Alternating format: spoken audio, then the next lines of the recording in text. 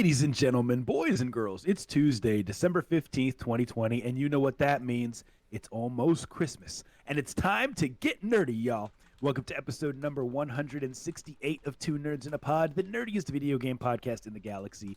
I am Lam, also known as Mr. Nice Guy, and I've got my comrade in gaming commentary here with me, the Miggity Mac, also known as Maction, aka the Carl Malone. We'll call you the Carl Malone because he was also known as The mailman? The mailman. Ah, Maybe that was a bad reference. Mac, how have you been, man? I've been well, although I always saw myself as more of a John Stockton type, shooting the threes while I let other people get in close and personal. But that's just me. Fair enough, man. See, I'm a sports ball expert. As long as we You know- talk about that very brief moment in time when the Utah Jazz were doing We're really elite good. when they were good. But what's new, man? So just to give people a rundown, 2 weeks ago or 3 weeks ago was Thanksgiving, right? So we didn't do Yeah. a show. In the past 2 weeks, you've been doing some things, and it was technology issues, so we didn't do it live. So what's the update? How you been?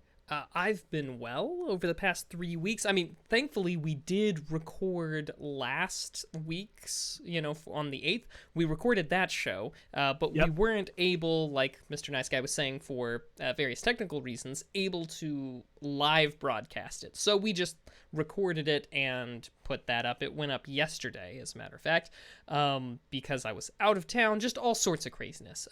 But now I'm back, and yeah, things are going well. I got a Christmas present early.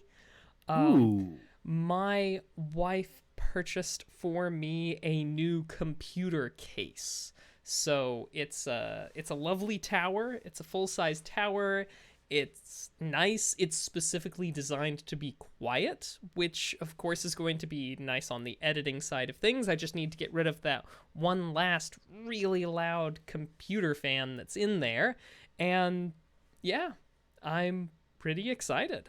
So Dude, that's dope. So you've already put it together, which is fantastic. Yeah, I love those early presents. I took my old rig and I just dropped it into the new case, and it works just fine. That's fantastic. Well, that's dude, I'm hyped. I got to see some pictures of it later. Yeah.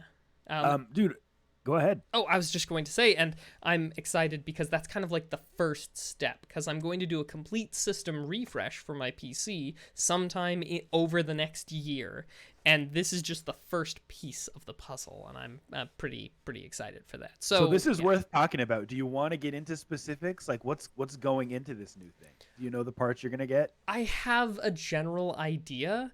At the current moment, it's a Be Quiet Pure, a Be Quiet. I believe it's called like Pure Base 600 is the name of the tower. So it's pretty cool. Yeah, they make good products. Yeah, what's going to go into it? I kind of like most of the stuff that I currently already have on this old system. So I know I'm going to get a new motherboard with with an M.2, hard drive to get those super fast SSD speeds. Nice. And I don't know about a new graphics card. I'm sure I'll get one, but I just don't know for the time being. And yeah, that's kind of what's going on. I'm hyped, man. And welcome everyone who is here. Oh, should we give a shout out to the man, the myth, the legend, Kane just subscribed. Thank you so much for that sub. Appreciate you. Indeed.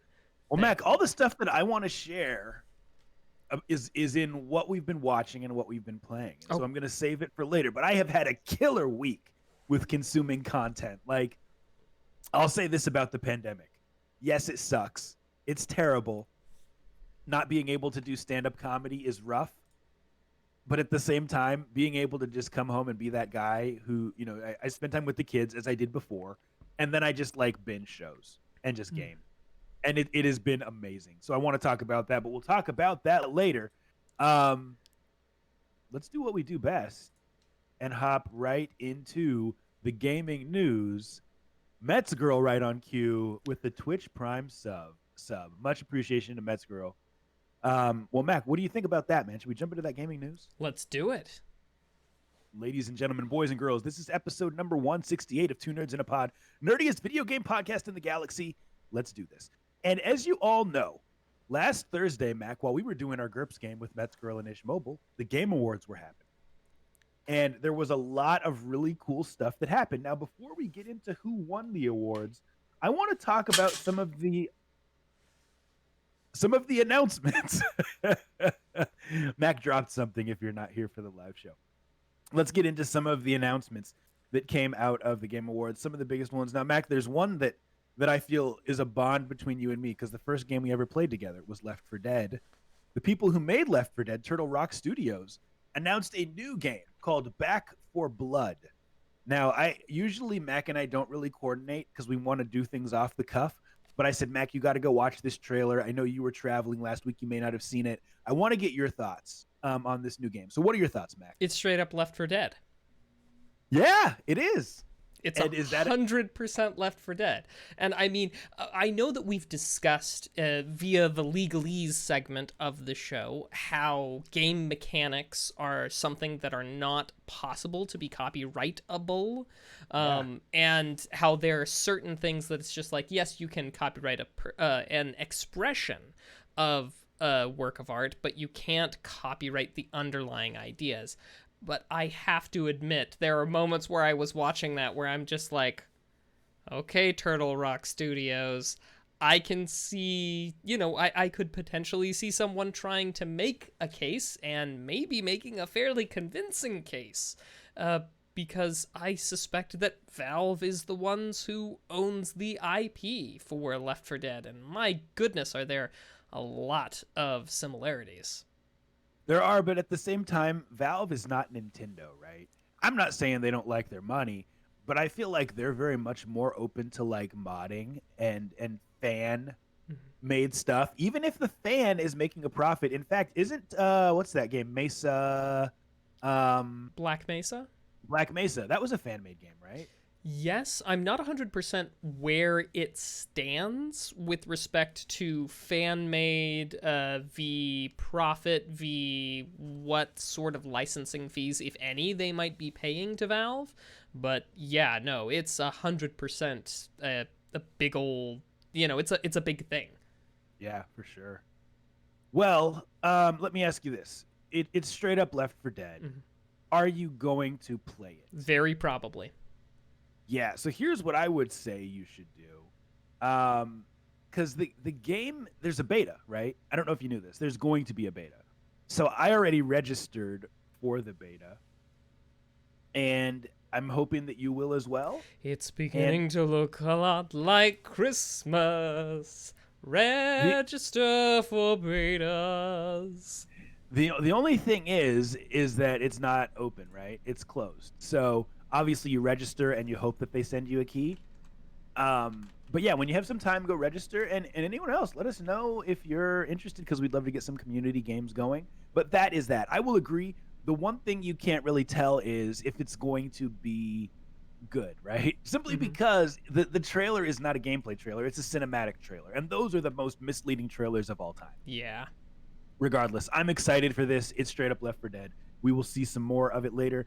Spennis is in the chat. I know he's a big Super Smash Brothers guy. If you follow Smash Brothers, you know that it was announced that there is a new Smash character coming, Sephiroth, which is pretty exciting if you like Smash Brothers. Mac, another thing for us old school gamers, a new Perfect Dark game was announced at the Game Awards, which I was always a GoldenEye guy, but Perfect Dark holds a special place in my heart. Did you ever do that on N64? Were you into Perfect Dark at all? I did, actually. I want to say I played it about a year and a half ago on my Nintendo 64 with my, I guess you'd say, flatmate at the time. We lived in this duplex, Mrs. the Mac and I lived on one side, and some friends of ours lived on the other. And so, yeah, Dan would come over and we would, and we played Perfect Dark because he really loved Perfect Dark, and he kind of brought me into the fold. So. Yeah. No, like I said, I was always more of a GoldenEye guy, but it's still cool to see these classics come back. Even though it will not be like a remaster, it'll be a straight up new game. I'm hyped for this. It'll be good. Another thing that came up, Mac, is that the new Mass Effect is being worked on. I have only played one Mass Effect game, um, and I loved it. Um, and it, man, it was so good. It was Mass Effect 2, and it, along with Dragon Age, which also Dragon Age 4 was announced as being in the works, are two of the games that really got me interested in RPGs back in 2010 on the Xbox 360. So I'm hyped that both of these are coming back. Dragon Age, Mass Effect. Any interest in those for you, Mac? Hmm. Did you ever play Mass Effect Commander Shepard? I'm I pretty sure you told me you played one of them, right? I have Oh, not you did. played that. No, I've just heard of them. That's it. Well, I'll say this. They're just straight up alien awesomeness. It's just alien RPG awesomeness. And anyone who hasn't played them should give it a shot. One other major announcement from the Game Awards, Arc 2 was announced, and Vin Diesel is the star, and apparently he's working on the game as well. There was a new Among Us map. If you have ever played Among Us, you should be hyped for that, because that game we'll talk about a little bit later. And then one thing that I thought we would never see, Master Chief of Halo is going to be in Fortnite. And the reason I thought that I'd never see that is because Microsoft really keeps Master Chief and everything Halo kind of close to the chest, in my opinion. Hmm. But Master Chief is now on PlayStation, effectively, right? Because Fortnite is on all consoles. So that was kind of cool to see. So we'll see. If that ends up being fun or not. I'm not really a big Fortnite guy, but it is what it is. Tons of other announcements. Mac, let's talk about a couple of the winners from the Game Awards just for informational purposes. Now, the big winner was The Last of Us Part 2, right? That won Game of the Year. Hmm. And this is, let's see, I'm reading from Variety by Alex Stedman, just to give reference to where I'm reading these. Let's have a conversation real quick about Game of the Year. Okay. Do you think Game of the Year, as a definition, should be the best game made that year, or like the most widely appreciated? And I'll explain what I mean. Because I played The Last of Us Part 2. It's phenomenal. A lot of people played The Last of Us Part 2. I also played Half-Life Alyx. Half-Life Alyx changed the way that I see video games. I'll leave it at that. But not a lot of people played it because it's VR. It's a lot less accessible. Which one do we want to be our game of the year? Do we want it to be the best game, or do we want it to be the game that people are talking about, that's hyped, that more people play? What do you think? I don't know. For my part, I feel like the game that winds up making the biggest change. In a lot of ways, when I know I'm jumping the gun at least, but I feel like the idea of gaming history, when I'm trying to, look for stuff, I'm looking not just for games that I like or that I can talk about, but like games that did something. And I feel kind of that way about Game of the Year. I feel like I want the Game of the Year to be a game that really pushed the boundaries, or that went places that no other game had done as well. Something that either turns a corner or opens a new door. That's what I want the Game of the Year to be. And while it is fair to say that, that good games are games that are often talked about, there are plenty of games. I mean, we are still talking about Skyrim today. Fair. And Fair. I would not put that up for Game of the Year in any year except for maybe the year that it came out. Just because, that's that.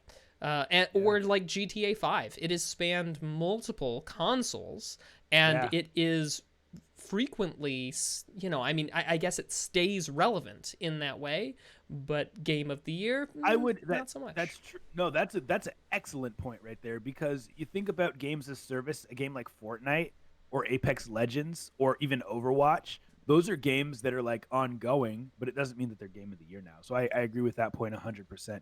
For reference, The Last of Us Part 2, Animal Crossing New Horizons, Doom Eternal, Final Fantasy VII Remake, Ghost of Tsushima, and Hades were the nominees. Half-Life Alyx, not even nominated for Game of the Year. Now, it did win Virtual Reality or VR Game of the Year, so it is what it is. I'm not going to run down all the list of winners just because that's not really that interesting. I'm sure stiff competition in that VR Game of the Year. Oh yeah, category. it was a tough battle between them and The Walking Dead, and like what was that other one?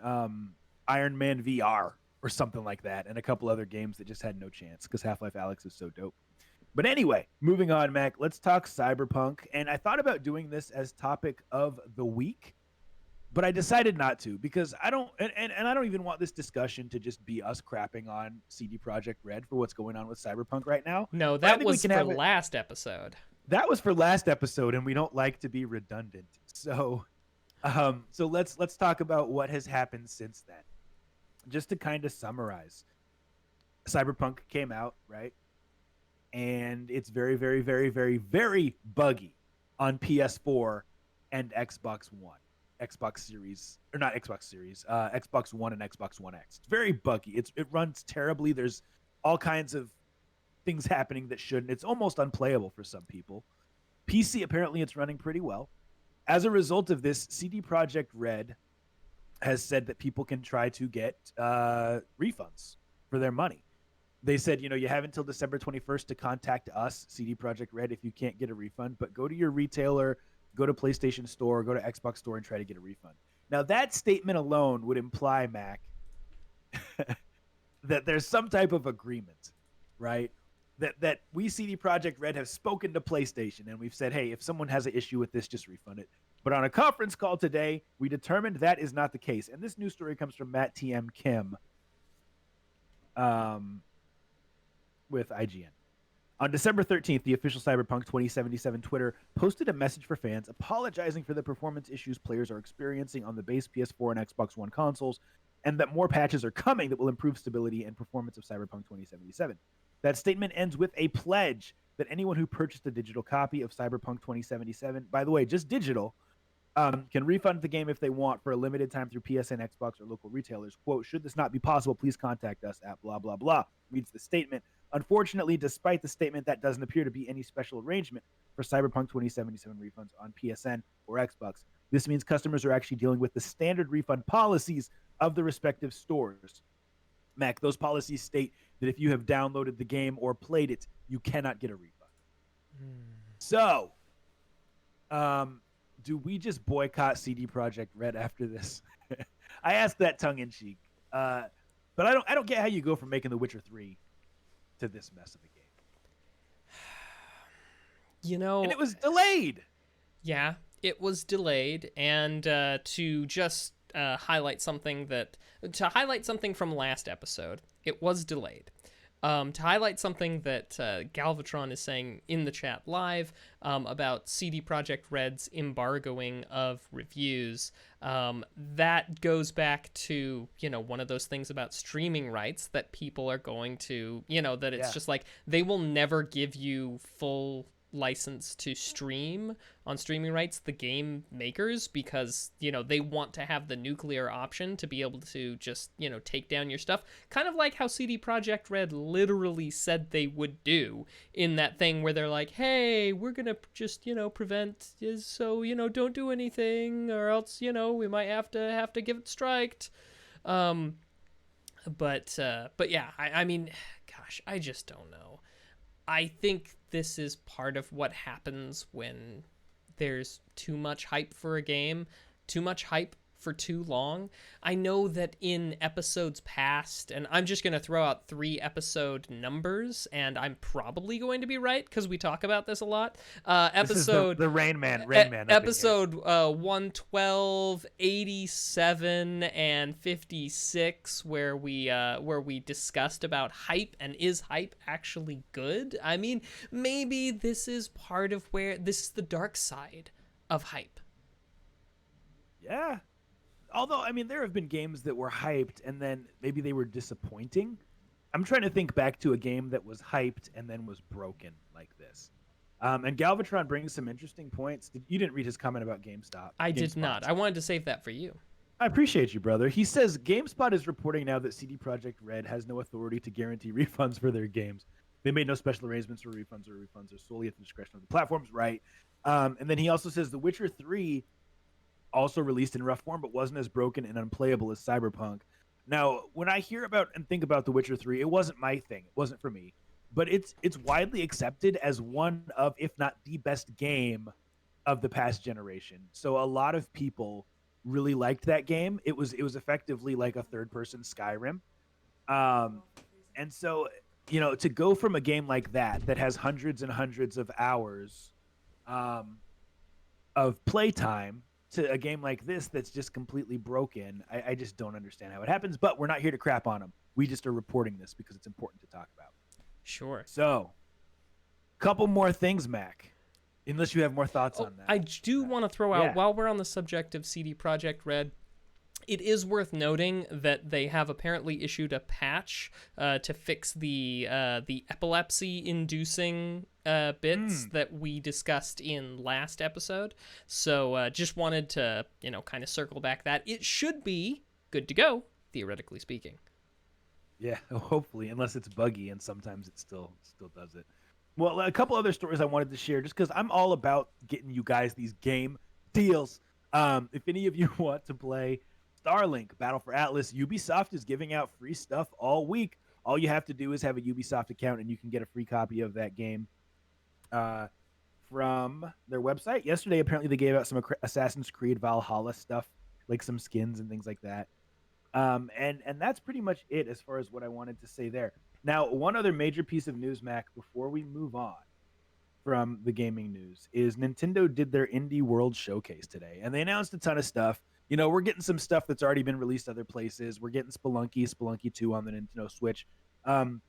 We also are getting Super Meat Boy Forever, a ton of other games. I will not read them all, but just know if you're an indie fan and liking the Nintendo Switch, that stuff's all coming. And then they sneak released Among Us on the Nintendo Switch today. $5 game. If you want to play it portable and you don't want to be sitting on your seat, your PC, or doing it on your phone, you can now pick that bad boy up for the Nintendo Switch and play it with your friends, play it with randoms. Mac, that's what I had for news for this week, buddy. Okay, well, now let's look backwards to a little bit of gaming history. I've got a couple of games that came out this week in years past that I think bear special mention. We'll start in 1989 with a game called Sweet Home, released for the NES. That may not sound familiar to you because it was not released in America. It was a Japan exclusive.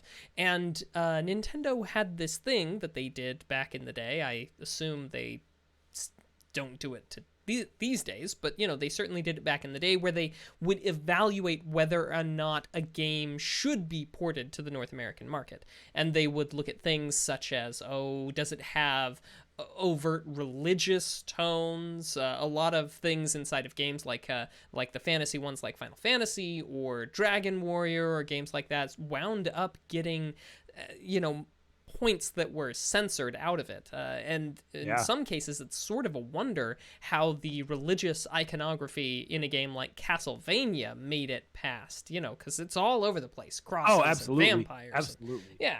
So, but Sweet Home is not one of the ones that made the cut, which is a shame. And it's not for religious iconography or anything like that, but because it was a survival horror game. Very early in the I guess, genetics of the genre itself. There were arguably some survival horrors before, but a lot of people credit Sweet Home as being the first one. And it certainly bears direct relevance to the Resident Evil franchise, because Sweet Home was a precursor to Resident Evil, with the director of that game, Sweet Home, going on to do the original Resident Evil shortly thereafter. And early drafts of Resident Evil were very much meant to be a spiritual successor, or a direct successor more like, to this Sweet Home game on the NES. Now, I've never played it, but I have seen parts of it played. There's a lot of running into enemies. I seem to recollect that there were, you had basically a team of people trying to survive and so on. But it's definitely interesting. Top-down view. I encourage you to give it a look. And in this day and age of the interweblies, we can go and get a translated ROM file and play it in whatever method happens to suit you best. But if you're up for a little something spooky, give Sweet Home a check. Moving right along, 2009 we saw for release on the iOS operating system. Yes, a Your mobile favorite? game. Your favorite? It's true, my favorite. But game has to recognize game in this case. And this game, Angry Birds. I know that there were games before Angry Birds where people played, where they had a something to just kill some time. But Angry Birds, by goodness, nothing really lodged into the public consciousness quite as much of that. There was a Angry Birds movie, right?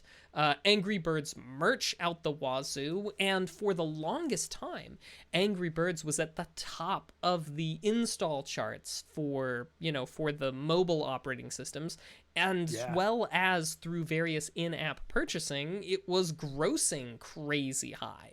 So, just astonishing. And I encourage you all, if you happen to be a fan of silly data like this, to check out some of the YouTube videos where people have compiled in various forms, usually bar graphs with some nice music, the downloads and installs on mobile operating systems of various apps. And Angry Birds just sticks in the top for, not quite a decade.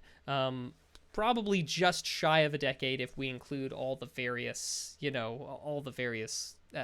things like Angry Birds Star Wars or Angry Birds Space and so on. But I feel like Angry Birds in a lot of ways winds up being kind of the noise in the background noise of the 2010s, for at least the early part.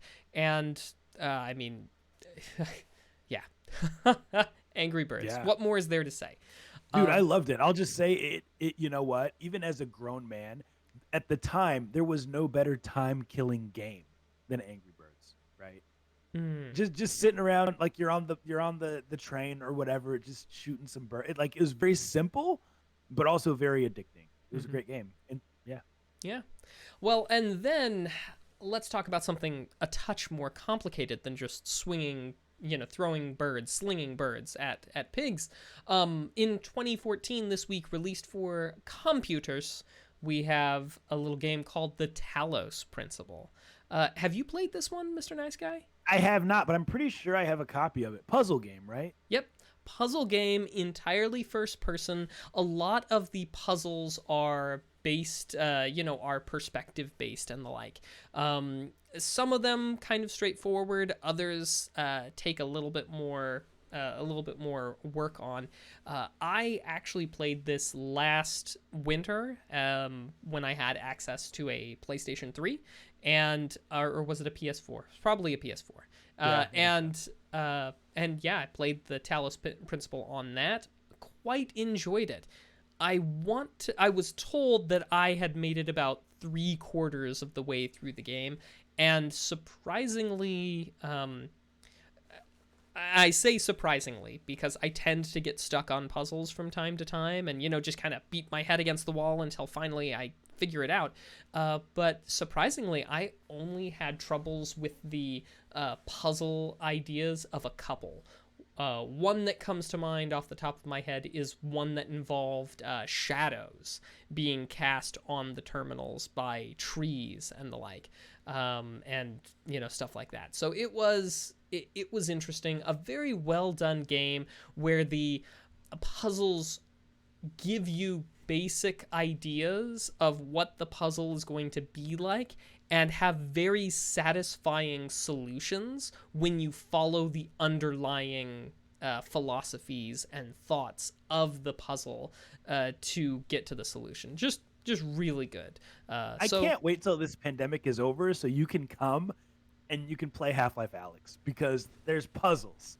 And awesome. I'm just hyped to see you do it. Oh man, since you like puzzle stuff. When this is done, I'm hopping on a plane, flying there. You can pick me up from the airport, and then I'll take a week or something, and I will just blow through Half-Life Alyx in one go. Yes, Yes. But anyway, so those are some good games, some important games, some worthwhile ones. Feel free to check them out. But that's been gaming history. Awesome. Well, let's talk about the topic of the week, something that's relevant in gaming, and give our opinions on it. Now, I'd love to get opinions in the chat from the viewers on this one. Mac, we have a pretty diverse group here in terms of we have some people who are parents, we have some people who are uncles, we also have several who are not. And so this is about safety in the gaming community. And I think this is an important thing to discuss. Mac, I don't know if you've heard about this story. You're about to. This is on GameInformer.com, written by Daniel Tack. It's always great to see big forces working together for common goals. And by the way, this was written on December 14th, so just yesterday. He says, today, Xbox, PlayStation, and Nintendo have pledged a commitment for safer gaming, to safer gaming. While the industry has made many steps forward over the last decade in terms of protecting players from each other, with some inherent losses to social gaming as a result in some respects. People can't be toxic in chat if there is no chat. Now can they, he says. It's pleasant to see three major gaming titans come together in a unified interest of the player's safety. So skipping down, here's the gist of it. It says the article on the Xbox site goes into three large areas of focus for their goals in keeping gamers safe. Here's the three key pillars, Mac. Prevention, partnership, and responsibility. Prevention, partnership, and responsibility. Prevention, he says, is designed to let parents make the best choices for their kids to stop bad experiences before they happen via controls, tools, services, and more, right? Partnership, skipping down, relates to how the industry works with law enforcement regulators, meaning like politicians, right, and the government, trade organizations and other governing bodies and communities to share research and promote safe gaming behaviors. And finally, responsibility, publishing rules and sticking to them and making sure that those who break them get dealt with, up to and including law enforcement and intervention when applicable. So here's my thing, and here's what I want to know from people in the chat. First of all, we're not going to argue against this. This is good, right? Partnerships between all three major gaming companies to try to promote safety, because there's people who aren't like us. They're not in their 20s or 30s. There's kids out there gaming, right? Mm-hmm. But Mac, is this something that is needed? Or is this just something that increases the lack of personal responsibility from parents, right? And I'll kind of like put that in perspective a little bit, because as a parent, whether a game has controls or not to protect my kid, I'm just not letting them play online. My kids are all under 10, so they're just not playing games online unless I'm there and it's Mario Kart or something like that. So is this necessary, or is this I don't even know how I'm trying to phrase it. Does my question make sense? I think so. So if I'm understanding you properly, I think you're expressing this is a good sentiment, but is this an effort to try and shift the buck, pass the buck, shift the burden from the from the game companies to, from the parents to something else, or an effort to shift from the game companies, be like, hey, we've got this whole partnership thing that's going on. It's not solely our responsibility, and also at the same time, not putting the responsibility where it ought to be. That's exactly what I'm saying. Think loot boxes, right? So what are your thoughts, man?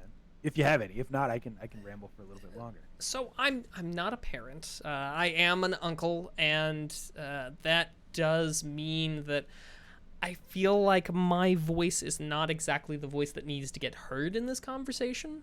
But in my capacity as a fellow video game nerd, I feel like the buck has to stop somewhere. And I think it stops with whoever it is who's bankrolling the video gaming. You know what I mean? In this case, the parents. It's up to you to do your research and figure out what it is your kids are playing. Maybe this Among Us game is just a little bit too violent and encourages a little bit too much, paranoid delusions. Lying, yeah. No, so once again, it goes back to that loot box conversation where, some there have been examples of kids who, they got mom and dad's credit card and they bought a bunch of loot boxes or they bought a bunch of V-Bucks in Fortnite. And hey, this is the game's fault because they shouldn't make it so accessible to kids and they shouldn't make it so addicting. And also, the odds of getting these really rare skins are too high, too low, and so that's why people are forced to buy this stuff. I just feel like the buck is constantly getting passed in these conversations, and I feel like, frankly, this is kind of a way of the game companies protecting themselves. Mm.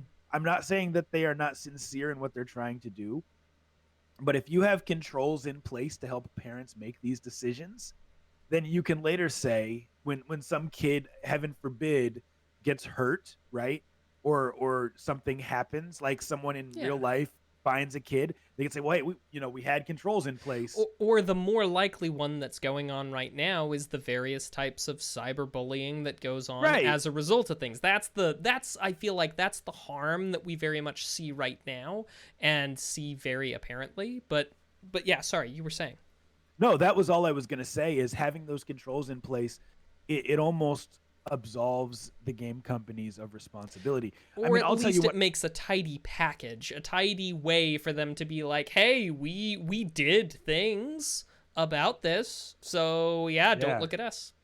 Yeah, we have some dope comments in the chat. We're going to read some of them before we wrap up this discussion. I'll share one like anecdote. So, Mac, when we were kids, when we were a little bit younger, back in our day, South Park was a thing. And Mhm. it's still a thing. And it's funny. I watched the episode like a couple days ago just because it popped on, and it's not what it used to be, right? Like it doesn't appeal to me anymore. Well, But at the I time, have to just interject real quick, and I will say the entire premise of South Park's humor and a lot of humor done by similar people at the similar time, I feel like misunderstood that shock did not equal funny, whereas that's kind of all that they've had, and now I feel like we're at a point where there is no shock left to be had, so yeah, we're like, the yeah, it's world not is funny. shocking. The Yeah. world is shocking, right? But the reason I bring up South Park, when I was a kid, that was not a show that my parents wanted us to watch. Oh, Right? yeah. It's pretty terrible when you're in middle school. And so I remember one time we were at my grandparents' house, and my uncle he's older, right? He's the cool uncle. He had recorded some episodes of South Park, and he left them by accident at my grandparents' house. And Accident so in air quotes. yeah, I still don't know if he was just trying to help us out or what. But anyway, my brother and I and this is a while back. We got the recording, we took it back to our house, and we watched like those 8 episodes that were on there of South Park. And it was hilarious. But I'll tell you this, at the time my parents had no idea I was doing that. That's why I bring it up. Kids will find a way to get this content, whether there are parental controls or not. And so I really feel like it's the game company's way of saying, "Hey, we tried. If your kid found a way to get around it, sorry, but you can't sue us because we tried." Mac, do you want to read some of the comments from parents and members in the chat? Sure. One, and I'll focus on some of the people that I know happen to be parents. Let's see. From Mets Girl, I appreciate that there's some controls in place for parents to use, but sometimes you just need to you need just straight up no. That's what is required. From Ishmobile, yep, parents have to take responsibility. And then, of course, lots of people thought that South Park was dumb when they were kids, because naturally they were right. Good taste, even as children. Yeah, that's true. Well, anyway, yeah. So I mean, and someone else, I don't know if you read this one just now because I was a little distracted, but bullying happens everywhere. That's 100% right. Whether it's the internet or whether it's in person, it just happens right now that we can't really meet together in person. So bullies are On- trying to find. Online interactions are not rated by the ESRB. That's exactly right. Once again, protecting themselves. Well, this is a really interesting thing, and I'm excited to see what they come up with. That has been our topic of the week. All right, well, now let's pivot on over to a crowdfunding project that's trying to get off the ground. I am posting a link in the chat. This is Kick or Kickstart. We will discuss some of the virtues and the vices of this, and at the end, we will give our determination whether or not we think it should be kicked out of here or whether it should be kick started, and we encourage those of you with us live to do so as well.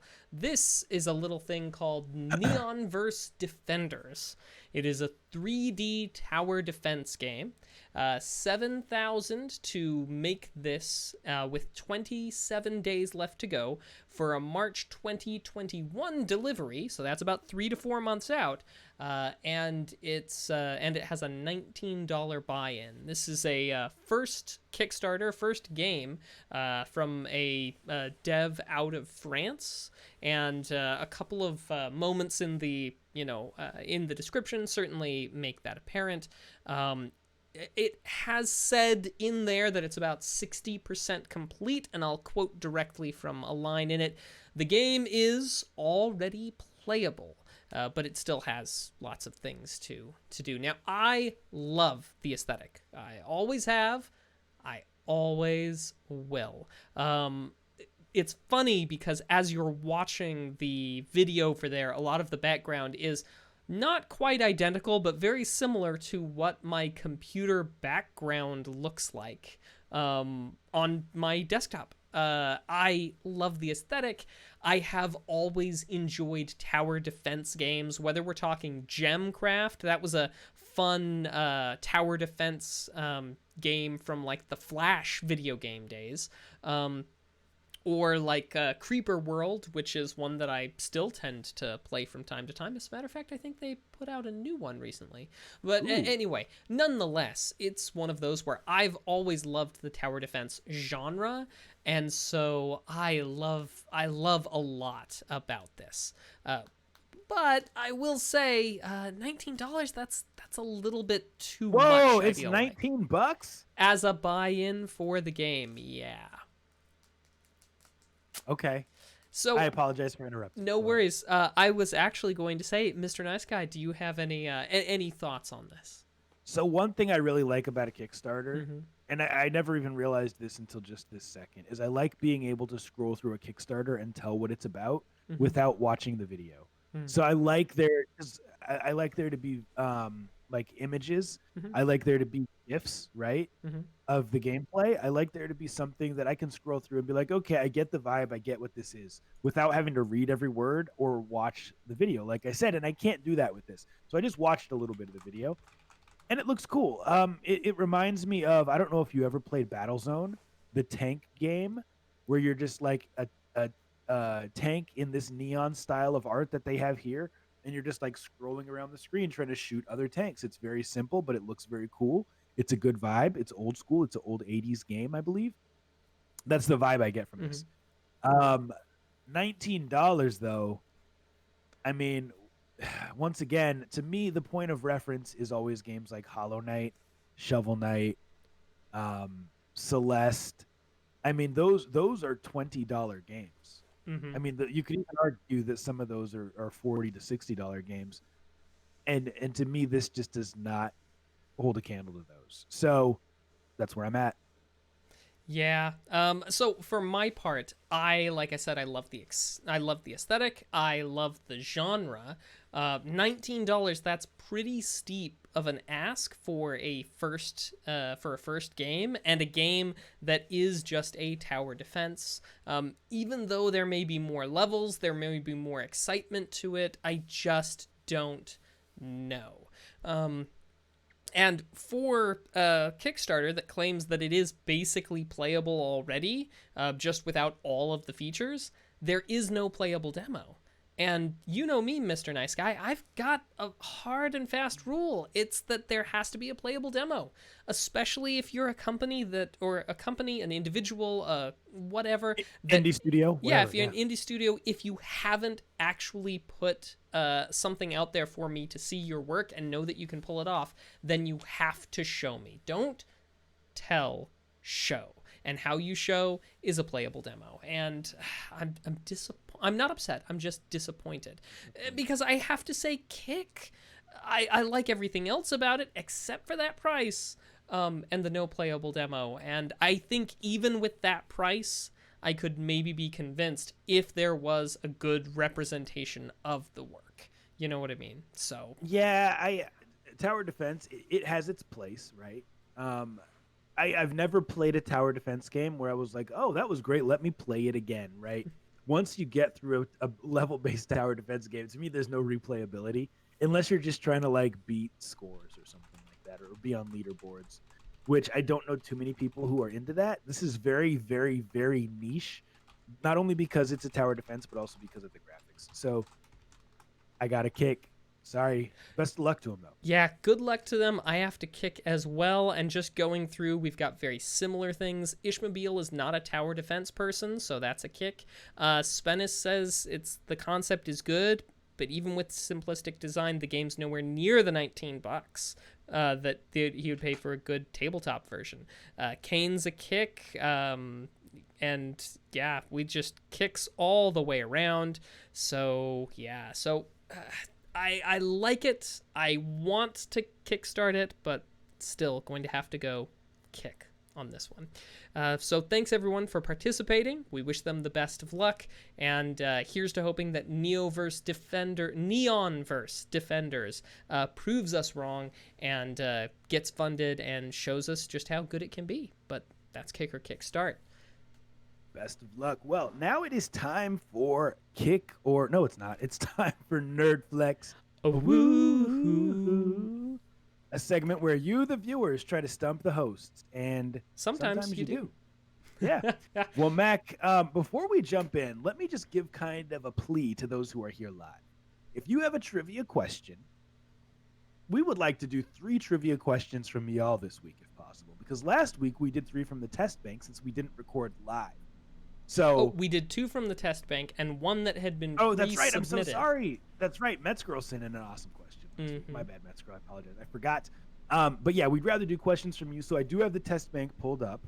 Mac, while people are getting those questions ready to go in the chat, do we want to give a quick reminder about where we're at with the other one? Yeah, I will just remind you that last week, of course, it wasn't done live, but there was a sound test. And don't forget that there are many sound tests that are still available for listen, for solving. I would love to take these Pokepals, these Pokemon, and I would love to send them to lucky people who can correctly identify the sounds in video games. So, yeah.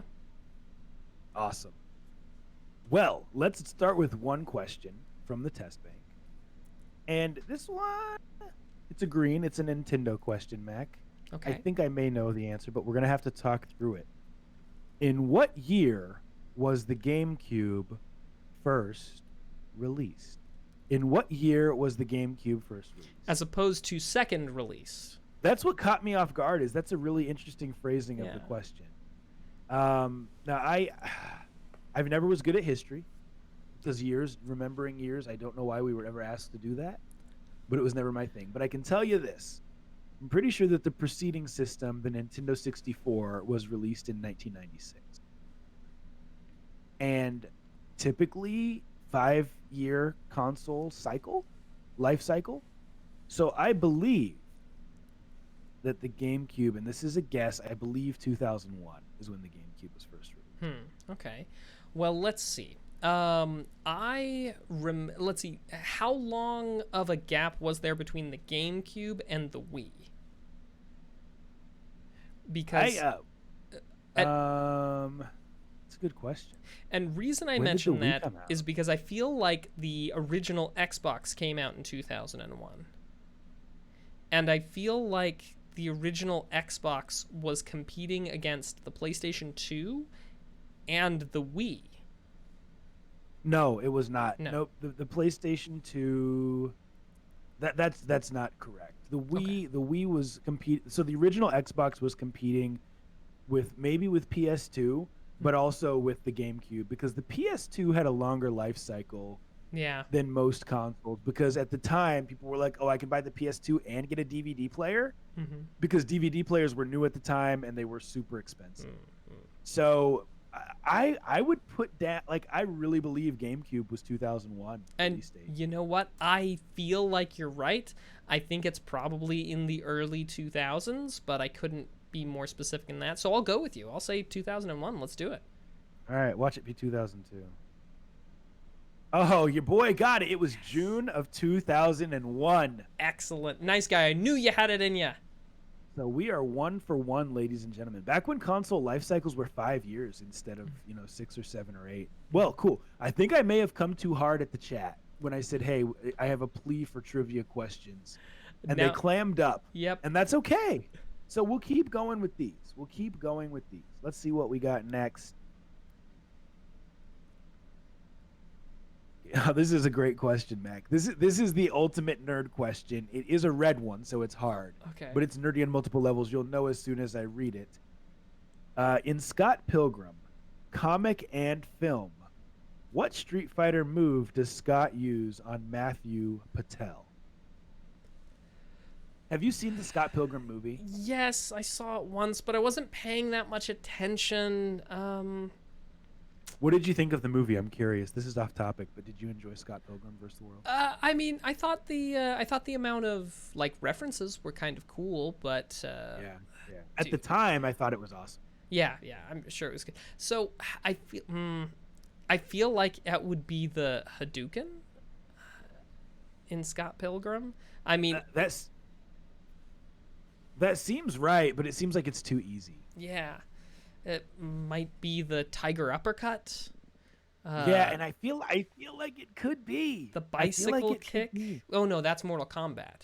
I'm trying to envision Matthew Patel in my mind, and it's interesting because earlier this week I literally saw Scott Pilgrim was on like Prime or on Netflix, and I started it for like 10 minutes, and I saw the trailer, and there's a part where this guy is going towards him, and he doesn't do Hadouken, but he just does a punch. So I don't know, man. I don't know if that was Matthew Patel though. Just for realism, I don't think it was Hadouken. Why don't we go with the uppercut?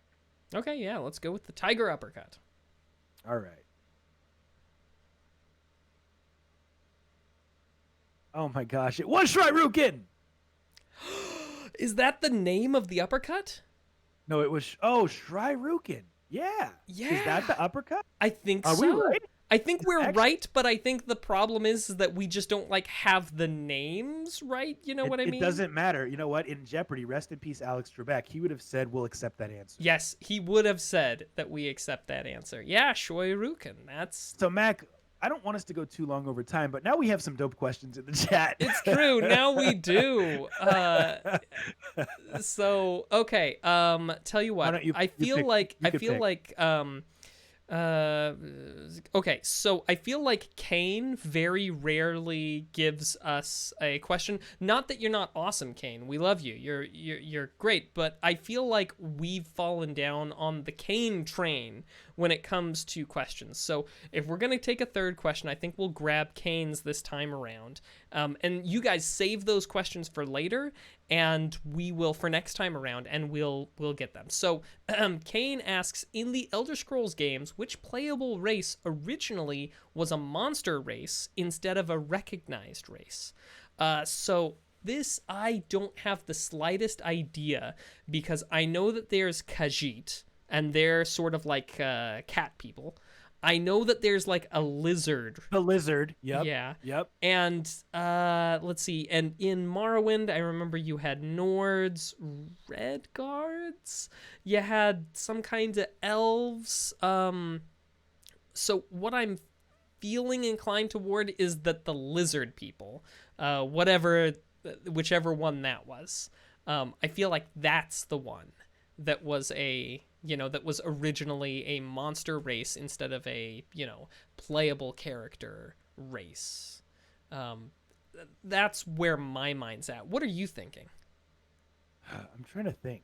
So he's basically saying which one was basically like a character you fought against before it was a character you could be. Yeah.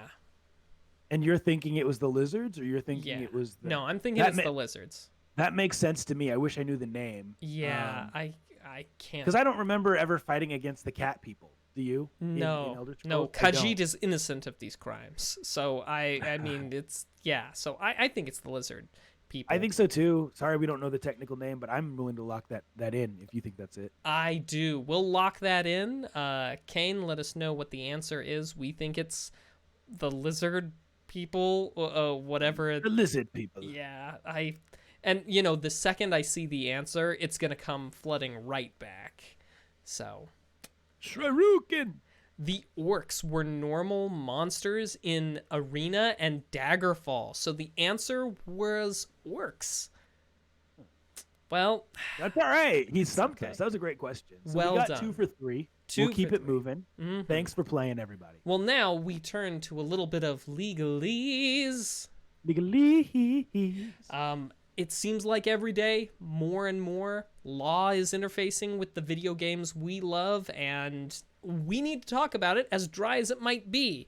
I'm not a lawyer, just play one on a podcast, and what we're going to talk about is the felony streaming bill. You may have heard about this. Senator Thom Tillis of North Carolina has proposed that copyright infringement via live streaming should be a felony. This proposal that he is trying to append into the December 18th governmental budget, that's in 3 days from now, is called the, quote, Protecting Lawful Streaming Act, end quote. Call me jaded, but I have rarely seen a bill that did a good job of accomplishing its headline goals. But let's not allow the cynics inside of us to win, and let's dive just a little bit deeper. Tillis wants us to know that it, and I will quote him, quote, will not harm small content creators, but targets criminal streaming services applying only to commercial, for-profit streaming piracy services, and it won't in any way impact individuals who access or unwittingly stream unauthorized copies of copyrighted works, end quote. Now that sounds very promising if true. I did take a look at the full copy of the 5-page bill. You read the whole 5 pages? I read the whole 5 pages. That's light work. I know, Okay. right? And Yeah. you know, if you've got a legal amendment to the way something works and it's only 5 pages, you know that there's probably some problems. So let's talk a little bit about it. It is proposed that 18 USC section 113 subsection 2319B, which is unauthorized recording of motion pictures in a motion picture exhibition facility, should have this new 5-page bill placed immediately after it. So you will be happy to know that protecting lawful streaming will come right between bootlegging movies is a crime and counterfeiting Louis Vuittons is a crime, because those would be the federal crimes on either side of streaming pirated material. After having gone through it, I can give you some headline bits.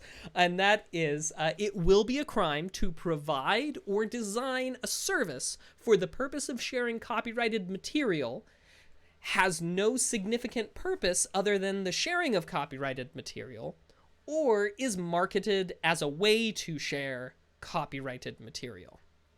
Penalties: you're fined and imprisoned for up to 3 years, 5 years, or 10 years, depending upon how many times you've poked the bear, essentially.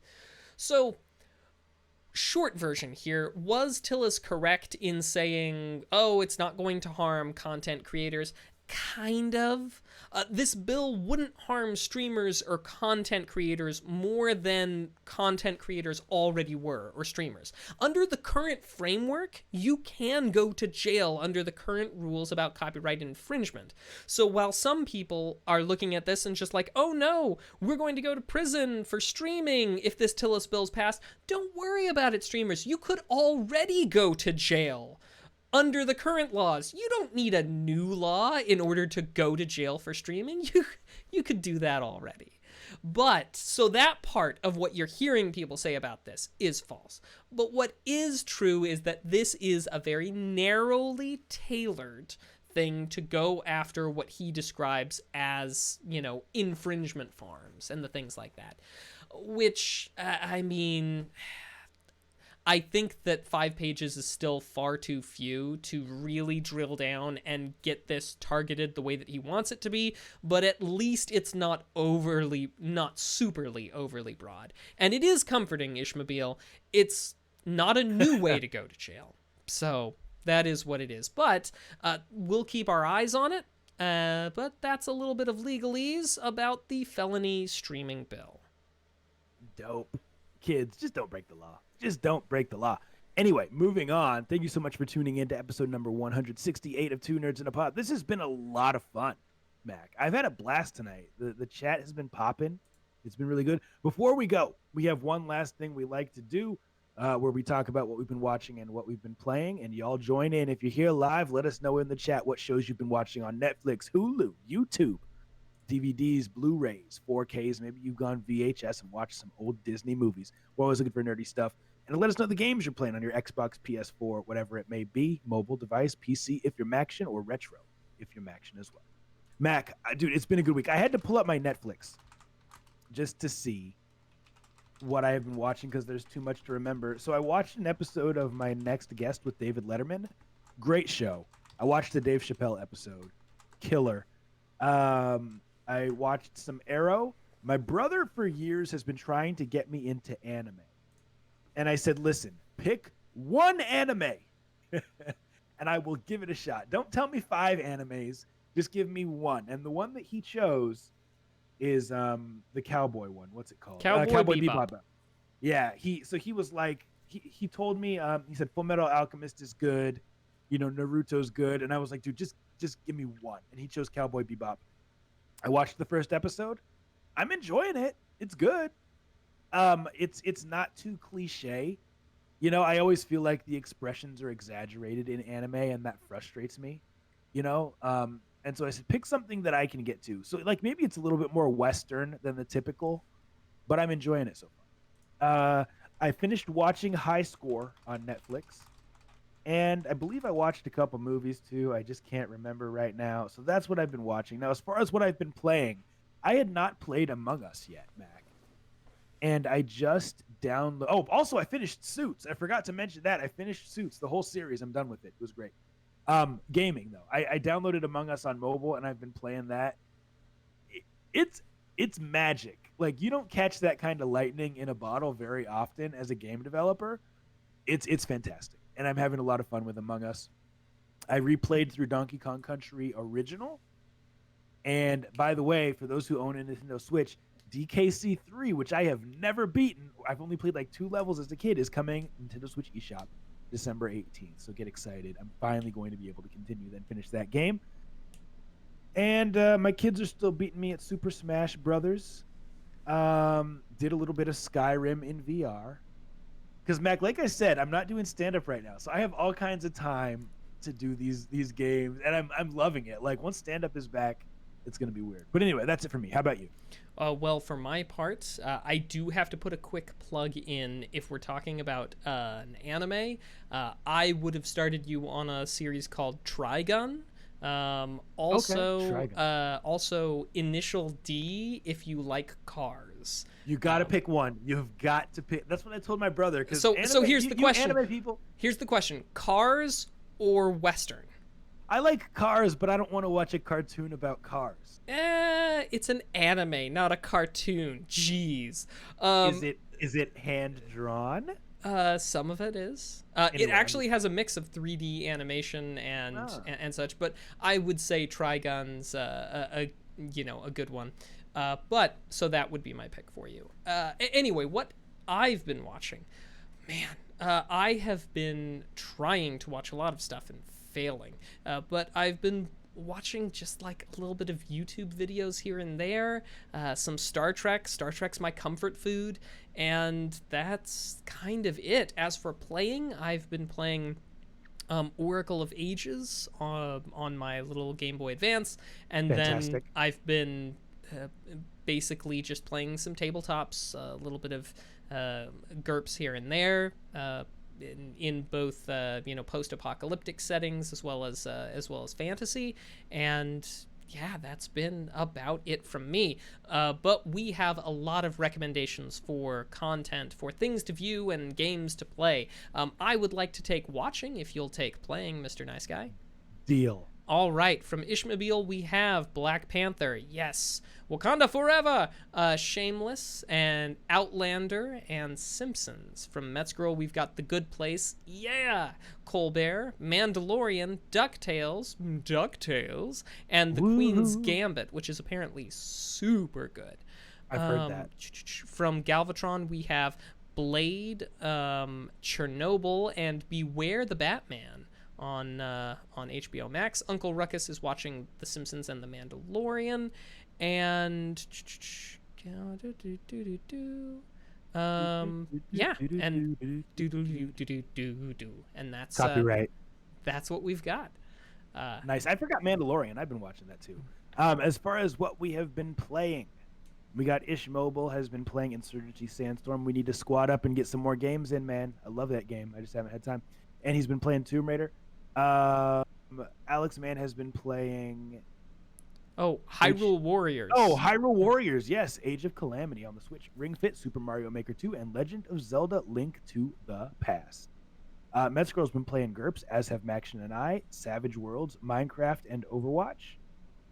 And Uncle Ruckus has been playing Cyberpunk 2077. I know he has been playing it on PC because we were talking about that on Discord. So he's playing the good version. Galvatron playing Tetris Connected, Gears 5. They just released some new DLC. I bet that's what he's doing. And Fall Guys.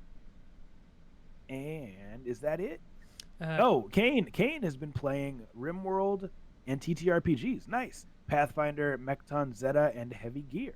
Mac, why don't you take us home with that silky smooth voice, brother? Thank you, everyone, for coming and being a part of Two Nerds in a Pod, the nerdiest gaming podcast in the galaxy. You know we love you just like you love us. So show that love by leaving a 5-star review on iTunes. Be sure to recommend this show to your friends, and above all, just be excellent to each other and come around next time with your Nerd Flex questions at 8 p.m. Mountain, 9 p.m. Central on Tuesdays. From here till hopefully the end of time, these are the smooth, dulcet tones seeing you out for the night. Keep it nerdy, you all, and deuces.